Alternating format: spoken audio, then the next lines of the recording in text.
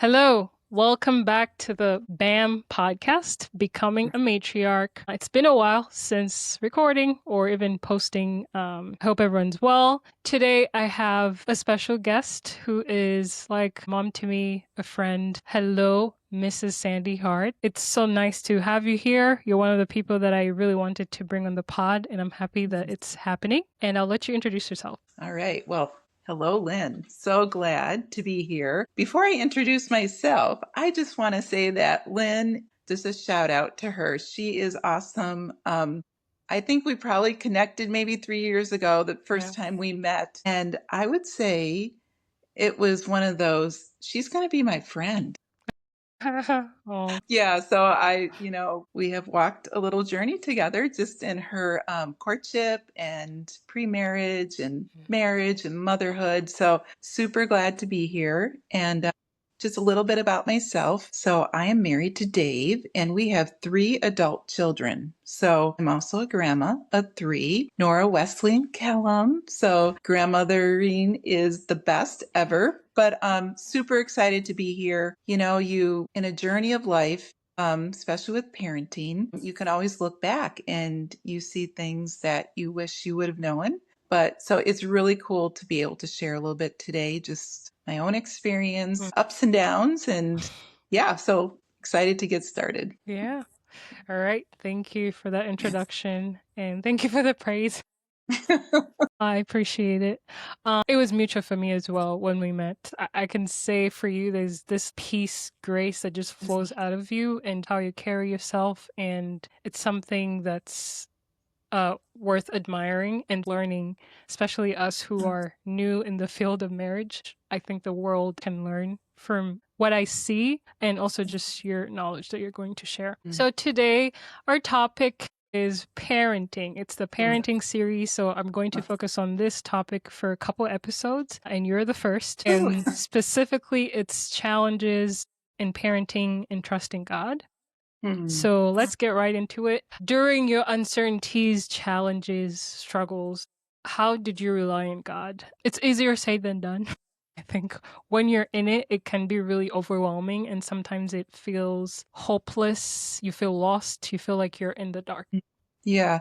Especially those early years, they often call that the desert years, as a mom. You really are. I mean, you enter this world of little ones and their life becomes your focus. But I love that you started with this question because I really think this is foundational to parenting or even really all of life. And so, how do you rely on God through uncertainties, challenges, struggles in parenting? And this is definitely an area that I have had to grow in over the years, and to be honest, still growing. And even though, my children are adults and they're growing, you never stop being a mom. And their uncertainties and challenges and struggles become yours.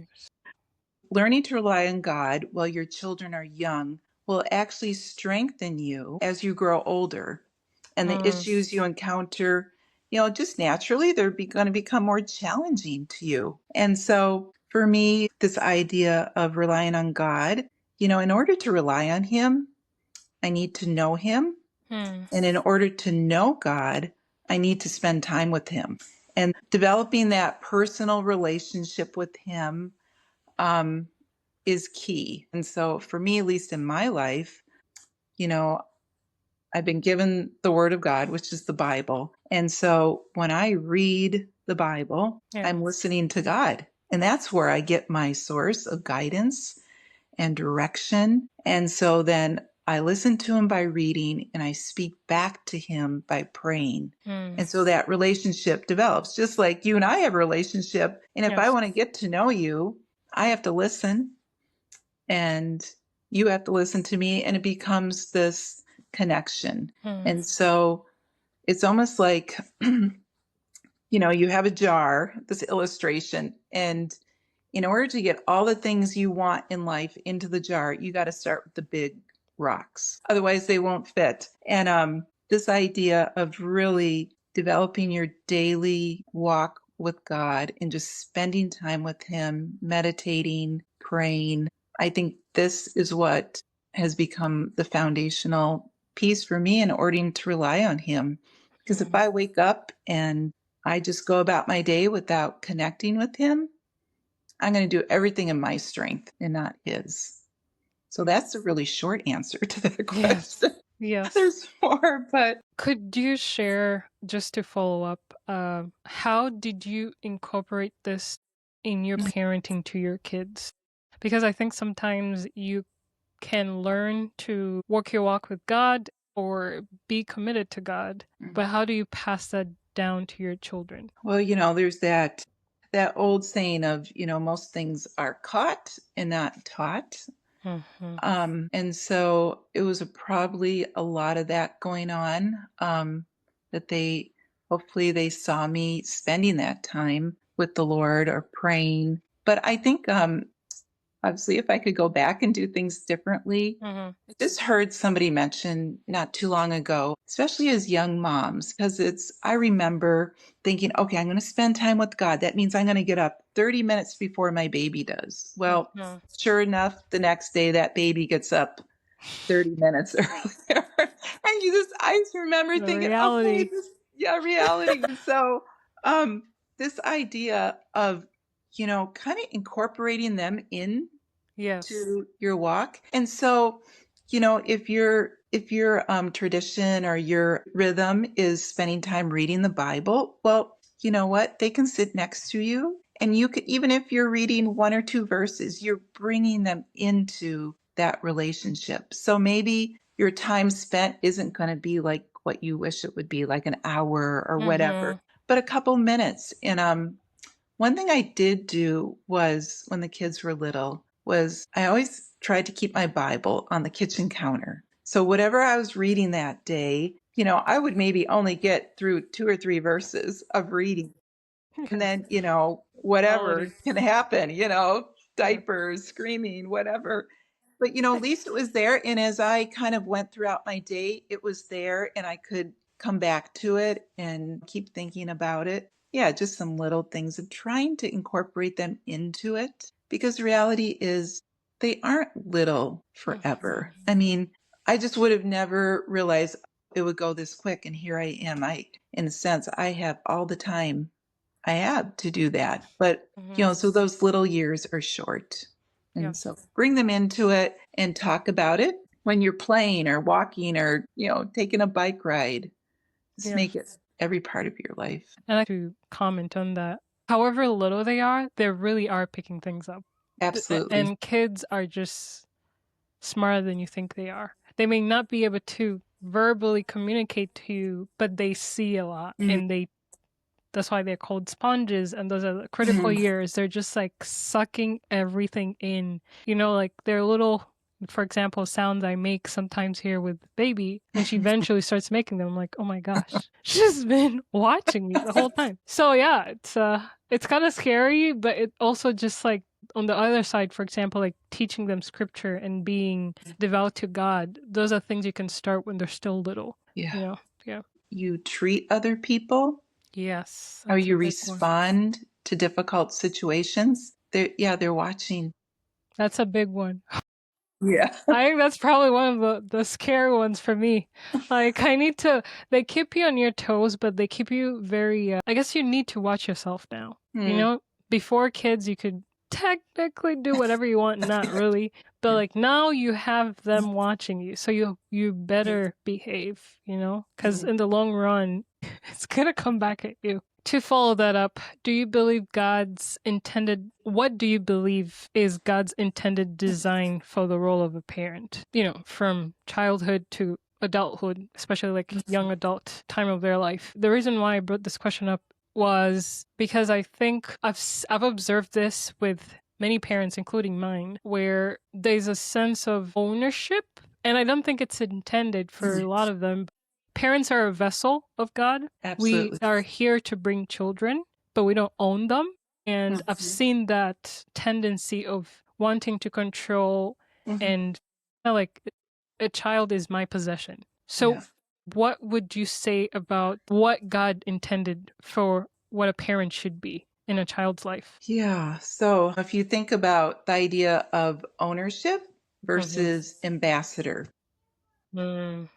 this is something I have learned later in life. So I did not know this, even think about this concept. But if I'm an owner, like you said, I'm going to direct things how I choose. And so my values, my what I want for this child is going to be what I want.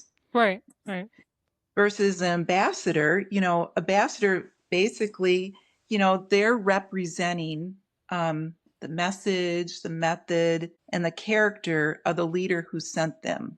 And so if I'm an ambassador of God, like what you Yes, were saying, a vessel, um, my things that I'm going to represent is not going to be mine. It's going to be what God wants and God's will for my child's life.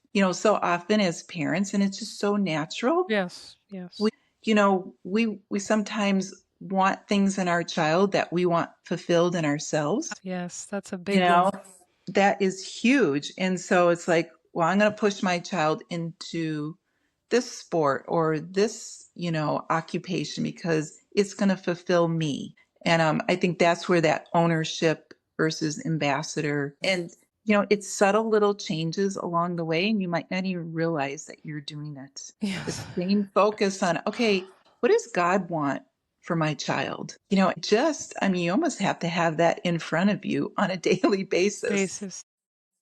because reputation, it's like often the reputation of your child is a reflection of Yes. me. And so that, pretty soon you start shifting things so that my child looks good, so I look good. Oh, good. All right. So, That's I think you just hit two nerves right mhm. there with the reputation and fulfillment. And I think it's a natural thing. I guess the point here from what you said is you have to be careful how you use that or how you manipulate that, because then it becomes really selfish and self-centered and about you, the parent, versus what God needs this kid to be. Yeah. Thank you for that one. Oh, yeah, that That's a that big is, one. yeah, it's huge because it literally changes every decision you make as a parent. Yes. What you choose every day for them to be a part of or involved in. And in a way, I think thinking about this more, like if I would have had this view when my kids were younger, Yes. it would have taken some of the pressure off, because there's a lot of pressure on parents, Yes. especially today, especially in the United States, where, success, is priority. And Mm-hmm. sometimes what God wants may not look like worldly success in my child's life. He may have a totally different calling for them that doesn't go by the book of what we would think, Yes. popularity, success, power, whatever Yes. it would look like. And so yeah, just being in prayerful, with the Lord, just asking him, what do you want for this child? And if you have multiple children, it's going to maybe even look different for each one of them, Yes. because he's created them in his image and for his purpose. When you guys were moving to settle where you are, to set your roots, what did you look for in that community that you chose? Yeah, that was a good one. We just a little insight into our world. We've Yeah. moved quite a bit. And I guess often it wasn't because my husband's been in ministry, we've been in Christian ministry. Often we went where the Lord called us to go. And so we always, especially when our kids were younger and growing up and in those teenage years, Mm. it was really important to us where we ended up, because you just realize wherever you end up is where their friends are going to be. And so sometimes, you are in situations where you can't always create the perfect community. And so I would say, just looking especially in your church community, other families maybe that have the same values as you do, and trying to develop those relationships in order for your kids to be involved in that type of community. So much of it starts at home. Mm-hmm. You may find yourself in not a great community and you don't really have a choice. but just establishing the family culture Yes. is super important. But yeah, looking for other families that are like-minded, have the same priorities as you do is key. Okay. Thank you for that. I think the big insight here is the community actually starts from home. Hmm. Yeah. I think human beings were very fast to accuse or blame the outside and forget to look in the inside where everything starts from. Yeah. So that was a big point. Thank you for Yeah. bringing that insight. What are lessons you have learned along the way as you were parenting from like your first kid to your younger kids? Because there's a lot of evolution and struggling sometimes when kids are all young at the same time. It can get overwhelming, but I think later on, as you have older ones, then they get to help. And I think the parenting style or perspective changes. So Mm. could you elaborate what your lessons were? Yeah. I think especially from the first to we have three children. I think you start off, at least we did, very much parenting maybe by what you saw your parents do. Hmm. And so you're so new at it. And so you just naturally default to what you're accustomed to. Hmm. If obviously you have a husband and wife and they each have different experiences. So that I think that first child is kind of like the guinea pig. And it's just like, okay, until you can kind of like figure out where you as a couple want to be. Right. Because, I mean, for you, Lynn, you're pulling in your experiences, Hmm. Silas, his, and then you put it all into one pot. And it's like, what do we get? And that can actually cause a lot of friction with the husband and wife. So, Yes. yeah, definitely that first child. But, just one little insight, I think over time, learning that first, each child is very different. And so, I think when I was growing up, my parents, they parented exactly the same for each child. And, looking back, it's like, oh my word, we all were so different. So what worked for one Didn't work for not the other. work for the other. And so that is key, like truly knowing who your child is and learning how God has created them uniquely. And also the idea of, if your child is 2 years Mm. old, we'll say, understanding this is what I can expect from a 2-year-old. Two-year-old. And my 5-year-old is capable of doing so many more things than my 2-year-old, and just being content Mm. where each child is at each age and really embracing that instead of like, trying to get your child to be this adult where they don't even have the capability of doing that. I would say those are just a couple of the little things. I'm trying to think of some other things that I think learning to, again, just bring them into that daily relationship with God um, is another key one. A very related question is and I think this can be natural, but as parents get older, there's a bit Mhm. of slacking that happens, Yeah. especially when you have older kids, because then, it's natural that you start relying on them because it's kind of now a family team. And I think oftentimes, for example, like I've heard from my own family, for my husband's family, like the youngest kids get away with a lot of things, right? Because parents Yeah. are kind of like, oh, we've seen everything. We're kind of chilling at this point. How would you encourage parents to still be involved? Yeah. Yeah, really to stay connected, right? How do you Yeah. do that? Yeah, it's going to be challenging, Hmm. definitely challenging. But, that's where kind of putting in place, going back to that ownership versus ambassador. Mm.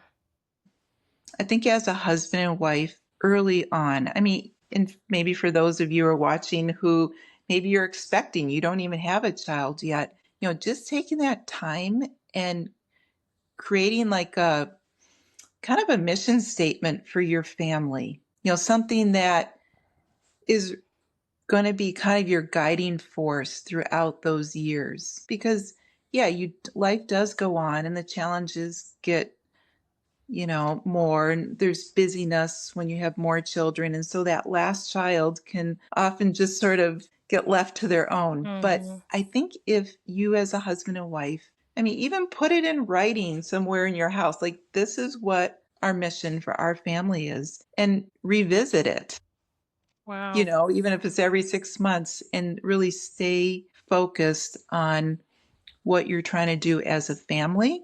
And Mhm. pretty soon, the older ones have that established and they're sharing with the younger ones. Like this is our family culture and this is what our purpose is. So that might Wow. be just some practical ways of keeping it in your forefront of your mind. Did you ever create like a family vision or a mission statement for yourself, for your family? I think loosely, and I Yeah. think like I said, I don't think, when we first had our first that we kind of knew, like, we thought we knew what we were doing. We didn't, Ah, So, some of what I'm that's saying, I'll be hilarious. honest, I look back and and that's the beauty of being able to share. It's like, I wish we would have done that. Yes. I mean, even preparing for this, my husband and I were just talking through some of the questions and like, wow, how did we miss that? But you only know what you know Right. at that stage of life. And I think one thing to remember too is that parenting is not an event; it's a Mm. process, Yes. and it's one little step at a time. And there might be some listening who are farther down the road in parenting, and it's never too late. It's never too late to say, wow, we really do need like a mission statement for our family, but our Hmm. kids are in their teens. Well, it's okay. You still have them, anyways. They're Yeah. still under your roof, and Yes. yeah, it's never too late. And God shows grace. Yes. He really does. With you sharing that, I think from what I just heard about the mission statement, and I think these are just ways God keeps us humble Hmm. because we often think we know, and when you look back or reflecting, you realize actually there's a lot of learning you still need to do. And I think having these conversations is a great way to empower others, and so that they don't miss out on the important things for starting their family. I always think these are God's ways of humbling us and our way of constantly having to go back to him and not Hmm. thinking we can sustain ourselves. Yeah. Absolutely. Yeah, and that really goes back to needing to rely on him moment by moment, day by Yes. day. Yes. It Yes. is. Yes. So in the midst of a struggle between your Mhm. husband and yourself, how or what ways did you help yourself to stay present for your children? How do you keep going as a parent and not inflict whatever is going on between your husband onto the little kids? Right. And I think, maybe look at it in a positive way that, Yeah. it's just natural Yes. for a husband and wife to, there's going to be phases of the marriage that are going to be difficult, for a variety of reasons. It could be finances, job difficulties. It could be other relationship, family members Mm-hmm. outside that bring in challenges. So yeah, how to do that in a way that it doesn't just explode in the middle of your own family. And so if I would say anything, get help right away. Hmm. If you are struggling, reach out to, another person or another couple, maybe someone who's older, and, be humble enough to get help right away and make that a priority. Because I just, even from our experience, I would say, and I think a lot of couples will do this, you're so busy with kids. Mm-hmm. And so an issue comes up and it's not resolved. And so what do? It goes under the rug. Mm-hmm. And so you do that multiple times over several years. And pretty soon you have like this mound Right. under the rug. And to be honest with you, just to share openly, that happened for us. And I think over time, that mound got so big. And there was a situation that came up, not even related to our marriage. It was something outside of our relationship that literally exposed everything that was under our rug. And no Wow. longer could that stuff be stuffed under. It was just there. Oh. And yeah, and we had to deal with it. So, which was good. And it was hard, but we are grateful to deal with it. So, I guess just for couples who are in the early stages of parenting, don't put too many things under that rug. Get it worked out. Find other people who are farther down the road who can help you and reach out to them and make that a priority. Find a babysitter or whatever Yeah. needs to be done and talk. And so often, the situations that come up that you're struggling with, just being able to talk to another couple and get that out to a third party who has no connection with the issue at hand, it's like a release. Yes. And you're just like, just saying it verbally outside of just the two of you Hmm. and hopefully, getting some good counsel and advice. Wow. So take the time. Yes.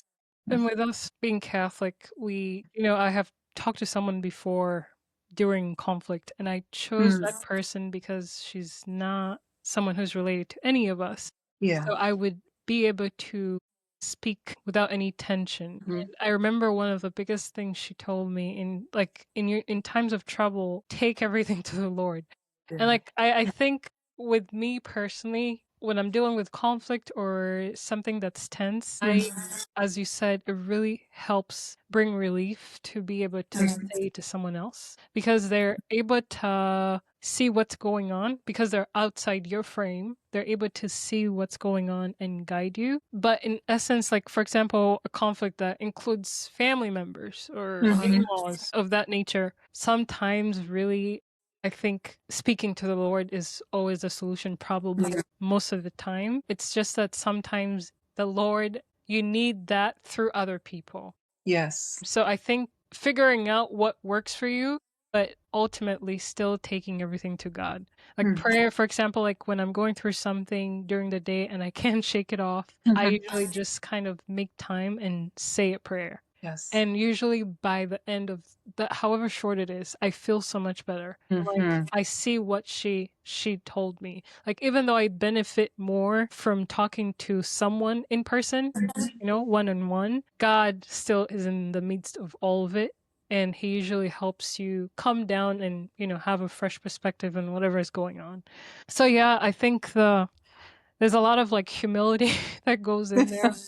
Humility prayer is a big thing. I think it's very much underestimated, and a point I want to bring out to everyone. The power of prayer is so immense, but we underestimate it so much, Mhm. especially in our day and age. But Yeah. one thing I want to share, and my husband learned this from Family Systems book. It's a book written by a dad who owns Mhm. a business, built this vision and like family systems, basically managing your family like you manage a business. And he said they have family chats every week, like checking Oh. in mom and dad every single Mhm. week. And they have the time scheduled and nothing can interrupt it. Like it's very serious because if you do not do those check-ins, then things just build up and you're both busy and it's just overwhelming and you have kids to take care of. So those are little ways that we learn from that book that we incorporate in our weekly or day to day, like checking in weekly, or let's say if as you grow your family, having family meetings, right? Oh, yeah. And it doesn't have to be every week. It could possibly be every Mhm. month at Mhm. the bare minimum. And I think talking things out always exposes what you may not even be seeing that the other person is Mhm. trying to show you. So I just wanted to share that. But yeah. Um Can I say yes. one thing Yes, before yes. just going back to your prayer thing? Just a little quote that has been impactful for me, Yes. just on the idea of praying, especially in times of you're just at your wits' end. It's to pray is nothing more than to open the door, giving Jesus access to our needs and permitting him to exercise his power in dealing with them. So, yeah, just allowing him into the hard stuff of life and letting his power work through it. Right. So, yeah. Have you ever had a moment, this just came up as you're reading the quote, where you were resisting what God wanted you to do? And you eventually like, all right, God, you really knew what you were doing. Hmm. Yeah. I mean, there's too many moments I'm like, oh, I really want to do this. And Yeah. when I pray about it, For example, if this is something that's maybe a big decision or you've been pondering about for a Mhm. while, and you internally feel that God is telling you to do it a certain way, but you prefer a certain way. Mhm. And eventually you're like, this is why God wants me to do it this way. Mhm. What have you learned from such situations?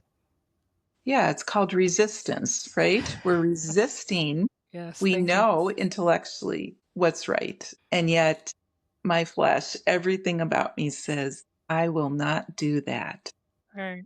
And so often it's in a relationship situation. Mm, It's like, am I going to be the one to say sorry? Or mm, am I going to be the one to take the preference of another over my preference? mm, And so yeah, I can specifically think of a situation years ago, just between my husband and I, mm.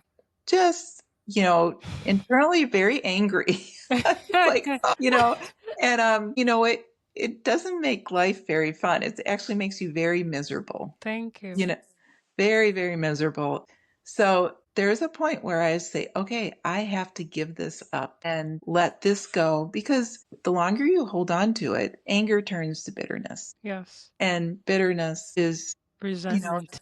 resentment. And yeah, there's no going forward with that Right. in your life. So you have to confess to the Lord and, often to that other person. It's like, you know what? I was holding this resentment and I'm giving it up. And you know what? You're always this close to freedom. You're just right across the line. And it's one or two words of surrender and there's freedom. And it's almost like, everything opens up and where you were just tense and angry, and it's such a relief to do it. So, and there's going to be moments with older children, you're going to experience that. Mm, You have little ones right now, they're little, but that's just part of family life. So, wow. short Wow. account, Thank you. Surrender. you surrender. Go for it Surrender. Humility. today. My gosh. Yeah. Speaking of surrender, what's an Yes. area of parenting you have had to surrender? Like, totally, you're like, God, this is fully in your hands. I have Mhm. given it my all and I can't see a way forward. Yeah, I think when your kids are little, maybe not as much, at least as I look at it and experience it, but it was as they got older Mm-hmm. and the challenges got bigger. And, when they're little, you can kind of direct their path. You Yes. can train them in a way and you direct them and you're in complete control. Mm-hmm. But as they get older, they each, come with their own personalities Mm-hmm. and preferences and whatever direction that they want to go. It comes to that point where you have to say, Lord, I surrender my child to you. They are yours. And I think this comes back to this idea of being ambassador rather than the owner and just acknowledging that God's created them. Mm-hmm. I have prayed this so many. It's like, Lord, you know my child way better than I do. You've loaned them to me. You've given me, just this time to raise them and care for them and hopefully direct them to you. But there comes a point where they make their own decisions and surrendering your child to the Lord. And that's where at that point, it's like, do I trust God enough to surrender my child to them? And that's where the true evidence comes of my own heart of how much I trust God. God. It's a test Yeah. of trust in God. Yes. Yeah. Wow. Do I surrender? And that can, it's actually, I remember speaking with somebody a while back and so this this idea of parenting, you come home from the hospital with this small little one and they're completely dependent Mm-hmm. upon you. But you can even see for yourself, like in a year, well,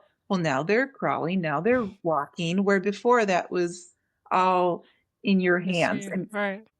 and so this releasing of your child actually starts the day they come home and releasing them to the Lord.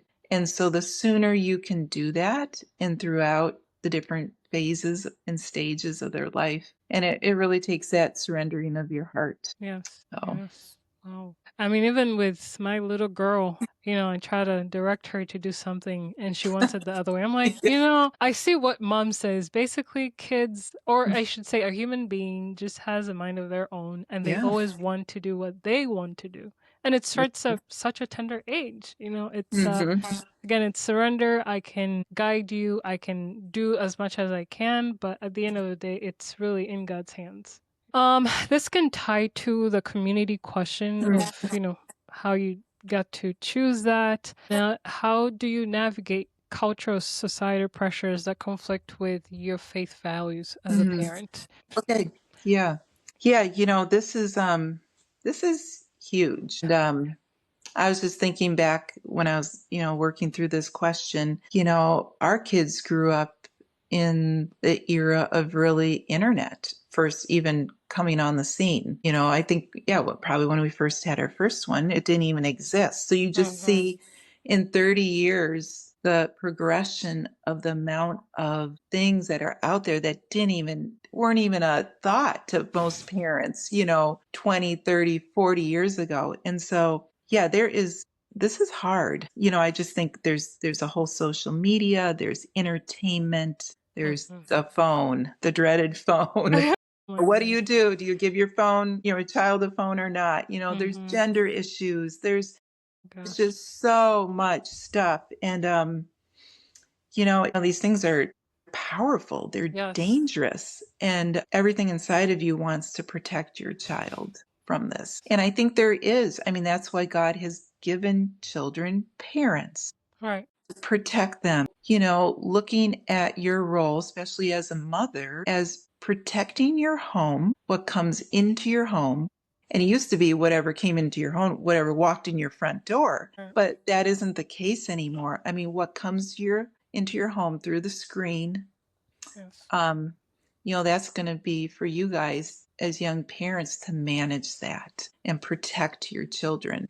And how you do that, everybody has different ways Right. of doing that. But, just in thinking about it in maybe a bigger scope, and it kind of goes back to some of the, having a mission statement. But, your children, naturally, we're all susceptible to this too. We can be very drawn to all this stuff. Yes. It is the temptation of the world is out there, and we all have the same Struggles. nature, our heart. And but how do you show your children something different? Mm-hmm. And so the idea of, giving them a larger purpose for their life, a larger, grander purpose. And so how would you, just in thinking about this, how would you go about even doing that? Even together as a family, Oh.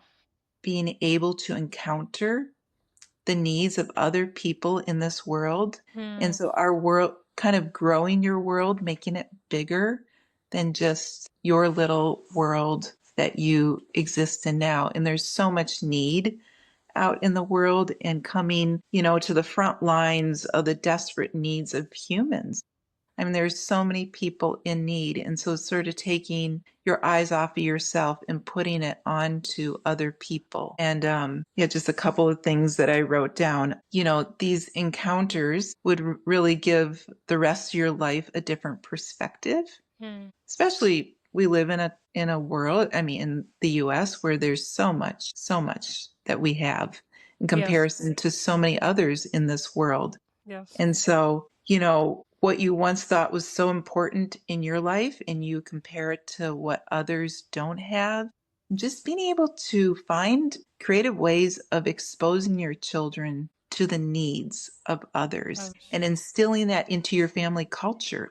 Our role is we want to go and help other people, Mm. however that looks. And that would look different with every family, how you came up with ways of doing that. And I think that would help them to see the value and the purpose of sacrificing some Mm. things in their own life. And so you say, you know what?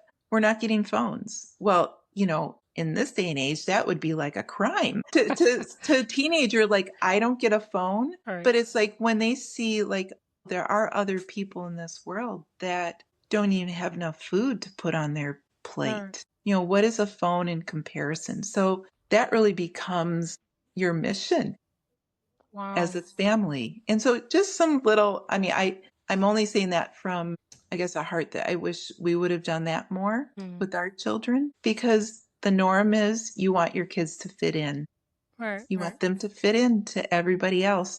And so you open the door a little bit to that, and it just opens it to the next. And pretty soon you're so Yeah. consumed with our world Wow. and the needs of what I need rather than what other people need. Wow.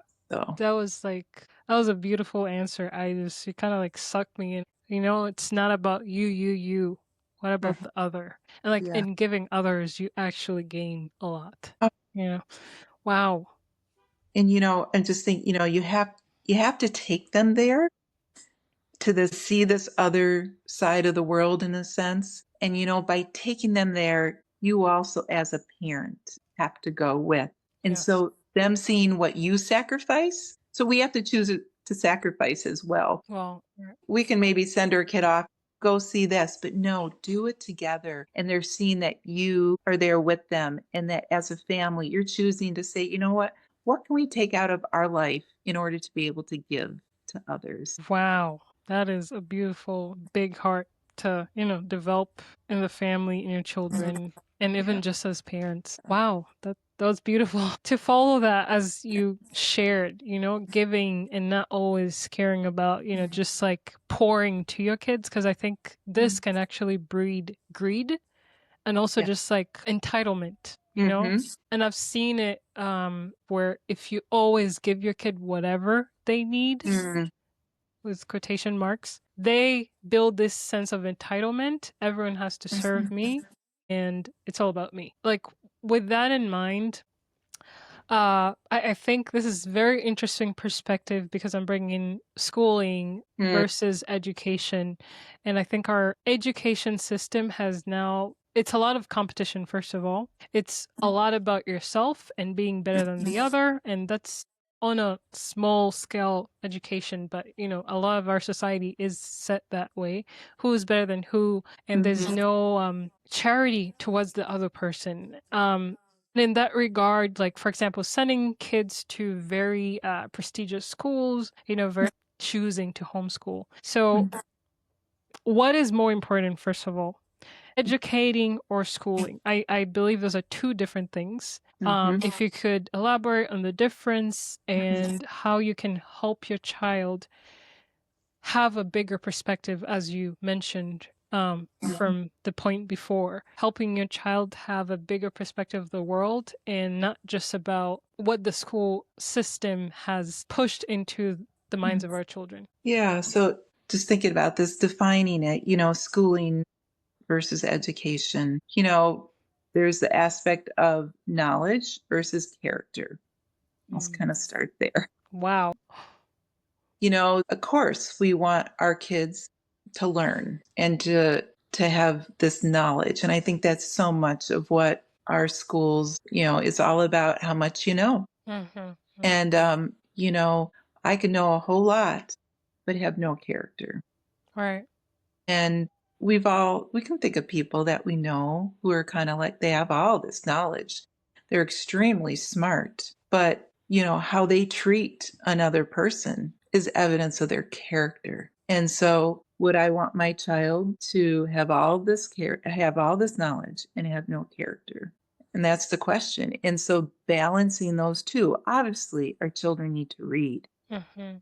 There is a baseline of what they need to have that education. But I think the beauty of homeschooling is you're in control of that Hmm. and you're able to balance those two things and even just, naturally fold them together. And so putting that in place in your homeschooling curriculum, I mean, Hmm. this idea that, how we treat one another, how we treat our things, how we treat others, our work ethic, all these different factors can be instilled into a child if you have the opportunity to homeschool them. Hmm. And you're still keeping up with your studies, but I think there's ways of putting it all into one package. But I think unfortunately, a lot of times the knowledge side of it wins out. Hmm. And so, you maybe have a child who is able to go to Harvard, and that's great, but they have no ability to treat their neighbor kindly. Mhm. What it's a What's loss. what's the good in there, you know? Yeah. It's like all this prestige and labels and credentials is Prudent. all really what the world basically focuses on, and at the end of the day, it comes down to, like, even just, like, the base level of in your home, how Mhm. are you able to interact with other people? Yeah. And with me working in the medical field, there's a Mhm. lot of competition. I mean, you Mm. can palpate, it's in the air. It's Wow. crazy. It's like Mhm. I have to always be better than the other person or like one up the other person. So you can always find good people in there. But like Mhm. the mentality is very much competition and against the other, and it's like, but we're Mm. supposed to be caring for people. You know, Yeah. it's so ironic and very weird to see.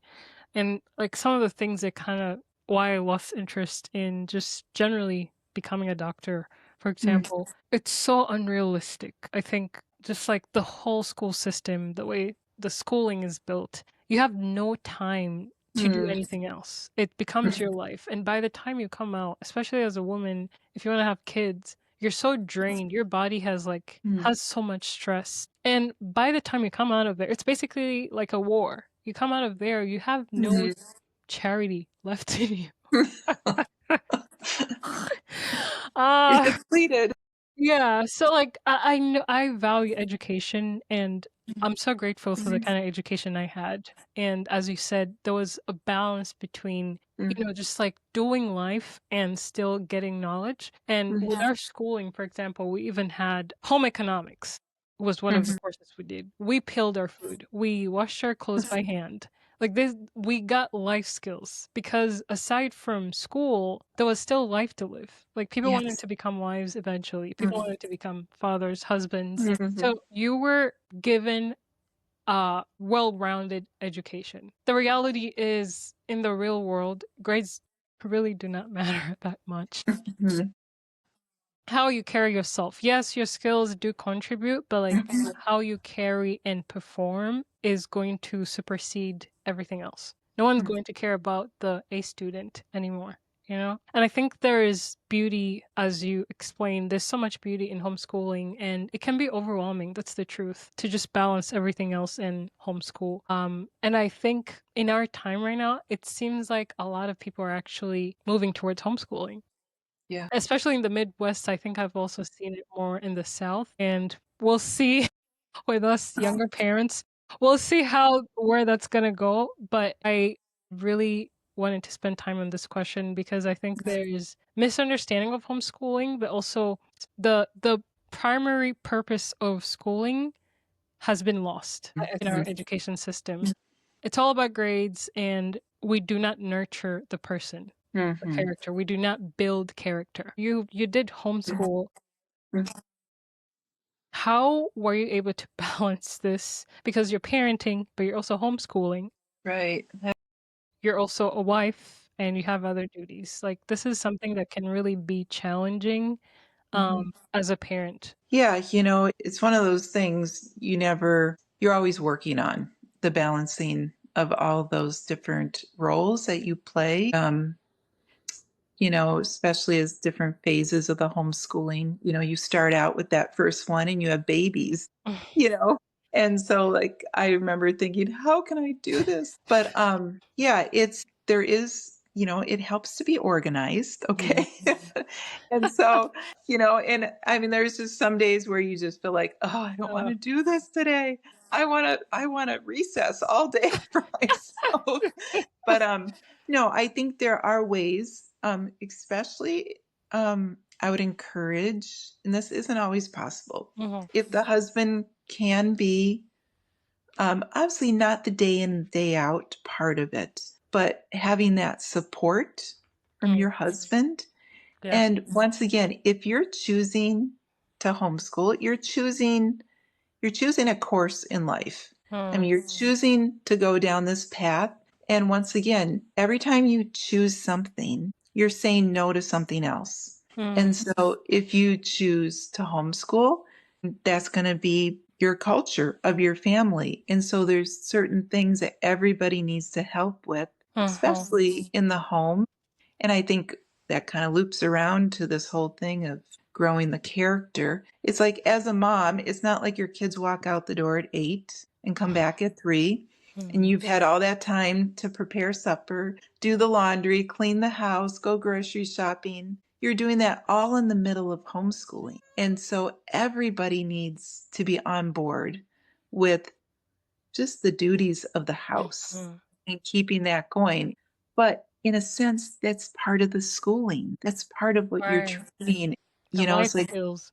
life skills, like you were sharing, and that idea that we all work together. And so, I think that is key that you don't put all the responsibility as the mom on your shoulders. Myself. Yes. Yeah. So, you hope that the husband can be part of that. But you're training your kids. And so just remember that is part of the schooling. It's not like a distraction to the schooling. Mhm. It really is the schooling. It's one thing. It works hand in hand. Yeah. Yeah. It's just like, reading a recipe is school and putting it together is It is. school. It is education, and I think that's Yeah. where we miss the point in our Mhm. society. Like, there's so much education. Education starts from home. Charity Mhm. begins at home. Everything starts from home. Mhm. Like, really, you can share your perspective on public schooling, but I think actually the most important education is home. If you Mhm. can do it right at home and you hand it over to our education system, I think that's where the problem is. So, what is your perspective on public schooling? Mhm. Would you, when you look back down that journey that you took with homeschooling and what you see now, would you ever have considered to transition to public schooling or start with public schooling and transition to homeschooling? Wow. I mean, I have had lots of friends who have done it different ways. Mm, Like you were saying, start out, homeschooling, and once high school came, they put them in the high school, or just the opposite, mhm, did the public school and then brought them home for high school. And yeah, this is a hard question. mm, And, I think just like there's different schools have different.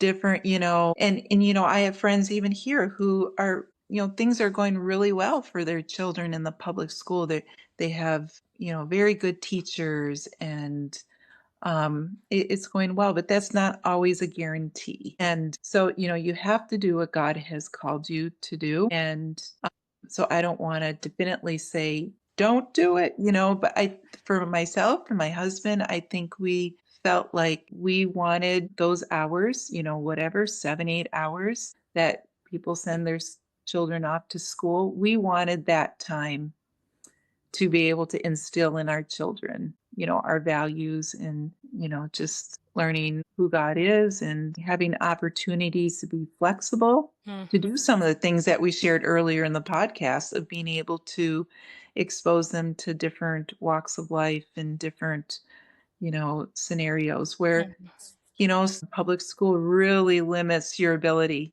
There's so much time that is invested into that it really doesn't allow you to do some of these other things mhm, in your life. So I think looking back, we homeschooled and I still would homeschool. And nowadays there is so many different opportunities within the homeschooling community where, yes, I had 3 different children and they all learned very differently. mhm, And like my oldest, she was just a classic. Give her a book, she'll read it. She loved to read, and that's how she learned. And the other two were more hands on. And so, if you do choose to homeschool over public school, just be sensitive to the diversity of your children and look for things that work for them individually and that they're able to grow and really see what their gifts are and just learn the best way that they can learn. And I think that's what's missing in public school. The very Mm. customized, personalized schooling to every child. It's just not practical, frankly speaking. A teacher cannot go to every 20 some kids to figure out. And for me, speaking for myself, I think just with the kind of schooling I had,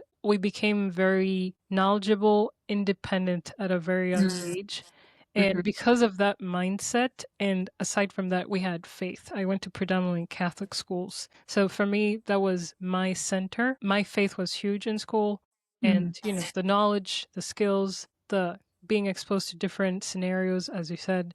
And because of that, my mindset was I had a bigger perspective on life versus just going to school and that's about it. And because of that, I think my transition here was not as bad.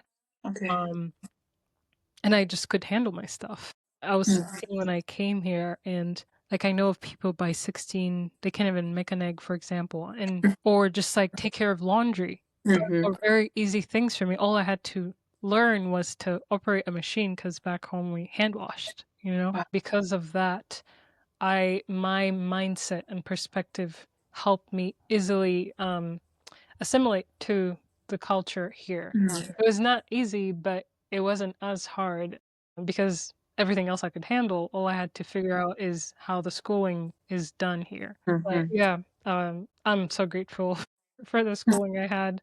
Yeah. Anyways, we're almost wrapping up. Do you have any regrets in your parenting journey? And with that, can you say that having regret is being prideful Mm. in the long run? Are you not just accepting that you are a human being? We are sinners, and really, God is above all this. He's in control. Wow, that's a big question. Yeah, absolutely. And I don't think there's a parent on earth who wouldn't say there's regret. Right. Right. And I think, like I said earlier, you only know what you know at that point in time. And would I do it different? Yes, and it's not only like I would do it different so that my kids would turn out differently, but I feel like, oh, wow, I would have given them so much more Mm, that I didn't even know that I was supposed to be giving them at that point. And we've had good discussions with our adult children, and mm, there has been times where we said, we're so sorry. You know, we just didn't realize, by putting this in place that it affected you this way. And so there's definitely regret, mhm, and there's been moments of, how did you word that?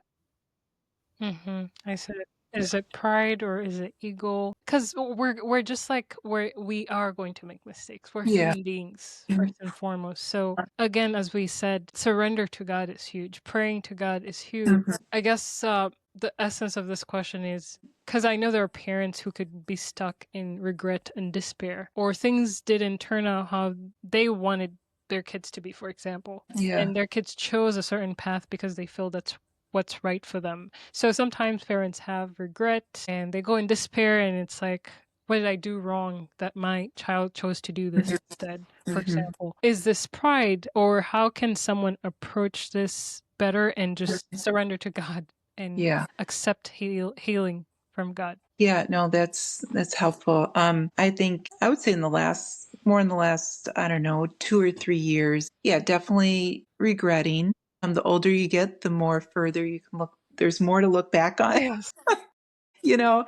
But I think the Lord, God has been so gracious in showing me that, yeah, there are areas that I wish I would have done differently, and I have seen more about how God sees me. Mm, So we're how should I explain this? Realizing that um, I too, just like my children at different times, have wandered off, and the path. And, as a parent, like you want them back where they should be. And realizing, you know what? I'm just like that in God's eyes. I wander and I still wander, you know, and He graciously brings me back. And so I think I've had more grace for my children because I've allowed more grace for myself. And I have seen a little bit better God's perspective. He talks about in the Gospels that He's a shepherd and he goes after that one lost sheep. And I guess you think you're doing everything right. And it's like, oh, wow, you know what? I can be that lost sheep. And I'm so thankful that He was out there looking for me. And so that perspective has really helped my perspective with my children. thank you. So, Wow. yeah. I I just want to reiterate what you just said. I can be that lost sheep. All of us can be. And Yeah. as you said, we all wander off. So that's a big one. And I've heard it before as well. Being graceful to yourself actually helps you be graceful to others. Because the way Yes. you treat yourself is often how you're going to treat others. So thank you for sharing that. Yeah.